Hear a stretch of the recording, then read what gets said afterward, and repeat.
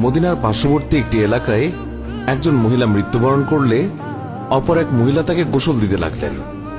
যে মহিলা গোসল দিচ্ছিল তার হাত যখন মৃত মহিলার উরুতে পৌঁছালো, তখন সে আশেপাশে বসা 2-4 জন মহিলাকে বলে উঠল, হে আমার বোনেরা, তোমরা কি জানো এই যে আজ মহিলা আজ মৃত্যুবরণ করেছে, তার তো অমুক পুরুষের সাথে অবৈধ সম্পর্ক ছিল। গোসল প্রদানকারী মহিলা যখনই এই কথা বলল, অমনি সাথে সাথে অলৌকিকভাবে তার হাত মৃত মহিলার উরুর সাথে আটকে গেল।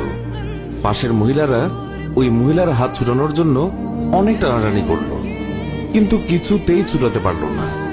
বেশ জোরাজুরি করাতে হাতের সাথে উরুও চলে আসতে লাগলো। এইভাবে অনেক সময় অতিবাহিত হতে লাগলো। মৃত মহিলার আত্মীয় স্বজনেরা বলতে লাগলো, বিবি, এই যে দ্রুত গোসল শেষ করুন, সন্ধ্যা হয়ে আসছে, জানাজা শেষে আমাদেরকে দাফন করতে হবে। মহিলাটি বলল, আমি তো তোমাদের মৃত মহিলাকে ছাড়তে চাই, কিন্তু সে আমাকে ছাড়তে চায় না। এইভাবে রাত হয়ে গেল, আর তার হাতও উরুর সাথে আটকেই রইল। ভোর হলো, কিন্তু ওইভাবেই রইল।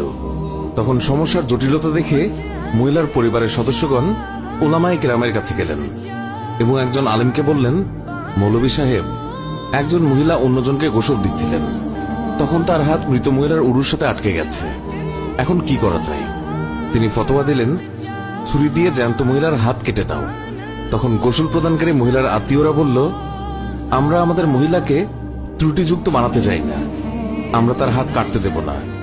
সবাই অন্য মৌলভীর কাছে গেলেন, তাকে সবকিছু বললে তিনি বললেন, ছুরি দিয়ে মৃত মহিলার গোশত আলাদা করে দাও। তখন মৃত মহিলার আত্মীয়রা বলল, আমরা আমাদের মৃতকে খারাপ বানাতে চাই না। এইভাবে 3 দিন 3 রাত অতিবাহিত হয়ে গেল। প্রচন্ড গরম ছিল, সূর্যের তাপ ভয়াবহ রূপ ধারণ করল, ফলে দুর্গন্ধ ছড়াতে লাগল। আশেপাশের অনেক এলাকায় খবর ছড়িয়ে পড়ল। সবাই ভাবল, এখানে তো সমাধান হচ্ছে না, চলো মদিনায় যাই। সেখানে তখন ইমাম মালিক রহমতুল্লাহ আলাই প্রধান কাজীর মর্যাদায় ছিলেন। লোকেরা মালিক রহমতুল্লাহ আলাইয়ের দরবারে পৌঁছে বলল, হযরত, একজন মহিলা অপর একজন মৃত মহিলাকে গোসল দিচ্ছিলেন, তখন তার হাত মৃত মহিলার উরুর সাথে আটকে গেছে, ছাড়ানোই যাচ্ছে না। 3 দিন হয়ে গেছে, এখন কি ফতোয়া? ইমাম মালিক রহমতুল্লাহ আলাই বললেন, আমাকে সেখানে নিয়ে চলো।